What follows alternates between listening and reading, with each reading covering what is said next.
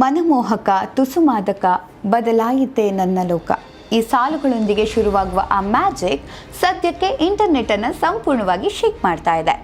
Cinema ಪ್ರಪಂಚದಲ್ಲಿ ಪ್ರೀತಿ ಅನ್ನೋದಕ್ಕೆ ನೂರಾರು ಮುಖಗಳಿವೆ. ಆದರೆ ಅದೇ ಪ್ರೀತಿಯಲ್ಲಿ ಒಂಟಿತನ, ಮೌನ ಮತ್ತು ಕಣ್ಣಲ್ಲೇ ಮಾತನಾಡುವಂತಹ ಅದೆಷ್ಟೋ ನೋವುಗಳಿದ್ದರೆ ಹೇಗಿರುತ್ತೆ? ಸದ್ಯಕ್ಕೆ ಇಂಟರ್ನೆಟ್ನಲ್ಲಿ ಸೌಂಡ್ ಮಾಡ್ತಿರೋದು ಟಾಕ್ಸಿಕ್ ಸಿನಿಮಾದ ಹೊಸ ಹಾಡು ಮನಮೋಹಕ.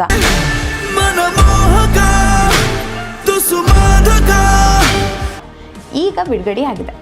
ರಾಕಿಂಗ್ ಸ್ಟಾರ್ ಯಶ್ ಮತ್ತು ತಾರಾ ಸುತಾರಿಯ ನಟನೆಯ ಈ ಹಾಡು ಕೇವಲ ಕಣ್ಣಿಗೆ ಹಬ್ಬವಲ್ಲ, ಬದಲಿಗೆ ರಾಯಾ ಮತ್ತು ರೆಬೆಕಾ ಪ್ರೇಮ ಕಥೆಯ ಮತ್ತೊಂದು ರಹಸ್ಯ ಮುಖವನ್ನು ಬಿಚ್ಚಿಡುವ ಅದ್ಭುತ ಸಾಂಗ್.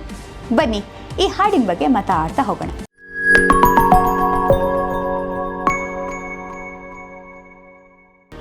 ಸೌತ್ ಇಂಡಿಯಾದಿಂದ ಹಿಡಿದು ಬಾಲಿವುಡ್ ತನಕ ಎಲ್ಲೂ ಇಲ್ಲದ ಚರ್ಚೆಯನ್ನು ಹುಟ್ಟು ಹಾಕಿರುವ ಸಿನಿಮಾ ಯಾವುದು ಅಂದರೆ ಅದು ಖಂಡಿತವಾಗಿಯೂ a fairy tale of grown ups, toxic.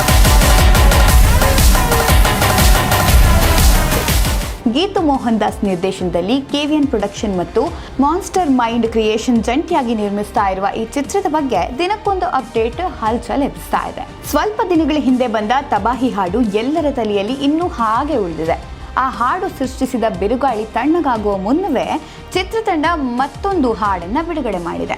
ಹಿಂದಿಯಲ್ಲಿ ಮಧೋಶ್, ಕನ್ನಡದಲ್ಲಿ ಮನಮೋಹಕ, ತೆಲುಗಿನಲ್ಲಿ ಮನಸಾಗದೆ, ತಮಿಳಿನಲ್ಲಿ ತಡುಮರಧೈ ಮತ್ತು ಮಲಯಾಳಂನಲ್ಲಿ ಮಧುಮೋಹಿನಿ ಹೆಸರಿನಲ್ಲಿ ಈ ಹಾಡು ಪ್ಯಾನ್ ಇಂಡಿಯಾ ಮಟ್ಟದಲ್ಲಿ ಸೌಂಡ್ ಮಾಡ್ತಾ ಇದೆ.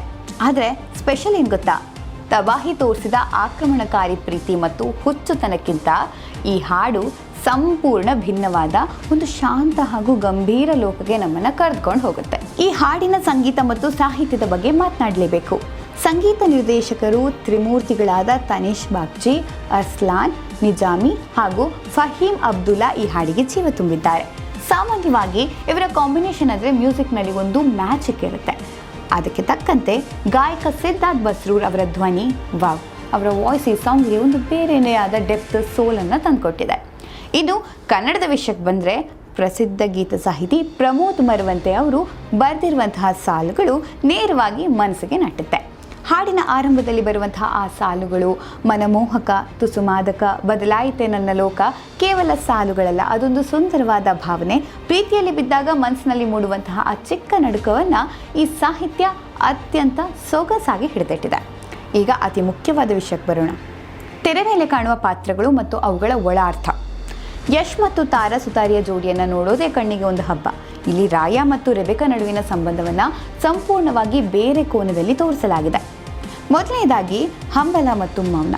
ಹಿಂದಿನ ಹಾಡಿನಲ್ಲಿ ನಾವು ನೋಡಿರೋದು ಕೇವಲ ಪ್ಯಾಷನ್ ಮತ್ತು ಆವೇಶ, ಆದರೆ ಇಲ್ಲಿರೋದು ಆಂತರಿಕ ಶಾಂತಿ, ಒಂಟಿತನ ಮತ್ತು ಪರಸ್ಪರ ಜೊತೆ ಇರಬೇಕು ಅನ್ನುವಂಥ ಹಂಬಲ. ಮಾತುಗಳಿಲ್ಲದ ಕಣ್ಣುಗಳಲ್ಲೇ ಮಾತನಾಡುವಂಥ ಸನ್ನಿವೇಶಗಳು ಕೂಡ ಇಲ್ಲಿವೆ. ಇನ್ನೆರಡನೇದಾಗಿ ಹೇಳಬೇಕು ಅಂದರೆ ರಾಯನ ಪಾತ್ರದ ಮುಖವಾಡ ಕಳಚುವ ಕ್ಷಣ. ಹೊರಗಡೆ ಪ್ರಪಂಚಕ್ಕೆ ರಾಯ ಒಬ್ಬ ಕಠಿಣ ಮತ್ತು ಡೇಂಜರಸ್ ವ್ಯಕ್ತಿ ಥರ ಕಾಣ್ತಾನೆ. ಆದರೆ ರೆಬೆಕಾ ಮುಂದೆ ಬರುವಾಗ ಆತನಲ್ಲಿರುವಂಥ ಒರಟುತನ ಮಾಯವಾಗಿ ಅತ್ಯಂತ ಪ್ರೀತಿಯ ಮತ್ತು ತುಂಬ ಕೇರ್ ಮಾಡುವಂಥ ಮೃದು ಸ್ವಭಾವ ಅಲ್ಲಿ ಕಾಣುತ್ತೆ. ಆದರೂ ಆತನ ಒಳಗಡೆ ಯಾವುದೋ ಒಂದು ಅಶಾಂತಿ ಜೊತೆಗೆ ಏನೋ ಒಂದು ಕತ್ಲು ಅದು ಇದೆ ಅನ್ನುವಂಥ ಸೂಚನೆ ಈ ಹಾಡಿನಲ್ಲಿ ಸೂಕ್ಷ್ಮವಾಗಿ ನೀಡ್ತಾ ಬರುತ್ತೆ. ಇನ್ನು ಮೂರನೇದಾಗಿ ಹೇಳಬೇಕು ಅಂತ ಹೇಳಿದ್ರೆ ವಿಜುವಲ್. ಗೀತು ಮೋಹನ್ ದಾಸ್ ಅವರು ವಿಜುವಲ್ ಸೆನ್ಸಿಬಿಲಿಟಿ ಇಲ್ಲಿ ಸ್ಪಷ್ಟವಾಗಿ ಕಾಣಿಸುತ್ತೆ. ಪ್ರತಿಯೊಂದು ಫ್ರೇಮ್ನಲ್ಲಿಯೂ ಲೈಟಿಂಗ್, ಕಲರ್ ಗ್ರೇಡಿಂಗ್ ಮತ್ತು ಹಿನ್ನೆಲೆ ತುಂಬಾ ಆರ್ಟ್ ಆಫ್ ವರ್ಕ್ ಥರ ಇದೆ. ಹಸಿರು ಪ್ರಕೃತಿಯ ನಡುವೆ ನಡೆಯುವ ಈ ಭಾವನಾತ್ಮಕ ಪಯಣ ಸಿನಿಮಾದ ಮೇಲಿನ ಕ್ಯೂರಿಯಾಸಿಟಿಯನ್ನು 100ರಷ್ಟು ಹೆಚ್ಚು ಮಾಡ್ತಾ ಇದೆ. ಇದೆಲ್ಲದರ ಜೊತೆಗೆ ಈ ಸಿನಿಮಾ ಕೇವಲ ನಾಯಕ ನಾಯಕಿಯ ಪ್ರೇಮ ಕಥೆಗೆ ಮಾತ್ರ ಸೀಮಿತವಲ್ಲ. ಇದೊಂದು ದೊಡ್ಡ ಬಜೆಟ್ನ ಅಂತಾರಾಷ್ಟ್ರೀಯ ಮಟ್ಟದ ಸ್ಟ್ಯಾಂಡರ್ಡ್ ಹೊಂದಿರುವ ಸಿನಿಮಾದಲ್ಲಿ ಇರುವ ಸ್ಟಾರ್ ಕಾಸ್ಟಿಂಗ್ ನೋಡಿದ್ರೆ ತಲೆ ತಿರುಗಿ ಹೋಗುತ್ತೆ. ರಾಕಿಂಗ್ ಸ್ಟಾರ್ ಯಶ್ ಜೊತೆಗೆ ನಯನತಾರಾ, ಕಿಯಾರಾ ಅಡ್ವಾಣಿ, ರುಕ್ಮಿಣಿ ವಸಂತ್, ಹುಮಾ ಕುರೇಶಿ ಅಂತಹ ದೊಡ್ಡ ದಿಗ್ಗಜರು ನಟಿಸ್ತಾ ಇದ್ದಾರೆ. ಬರುವ ಆಗಸ್ಟ್ 26, 2026ರಂದು ಥಿಯೇಟರ್ಗಳಲ್ಲಿ ಬಿಡುಗಡೆಯಾಗಲಿರುವಂತಹ ಈ ಬ್ರಹ್ಮಾಂಡ ಕಥೆಗಾಗಿ ನಾವೆಲ್ಲರೂ ಕೂಡ ಕಾಯೋಣ. ಜೊತೆಗೆ ಈ ಹಾಡು ನಿಮಗೆ ಇಷ್ಟವಾಯ್ತಾ? ಏನು ಚೆನ್ನಾಗಿತ್ತು, ಏನು ಚೆನ್ನಾಗಿಲ್ಲ ಅನ್ನೋದನ್ನು ನೀವು ಕಮೆಂಟ್ ಮೂಲಕ ತಿಳಿಸಿ ಅಂತ ಹೇಳ್ತಾ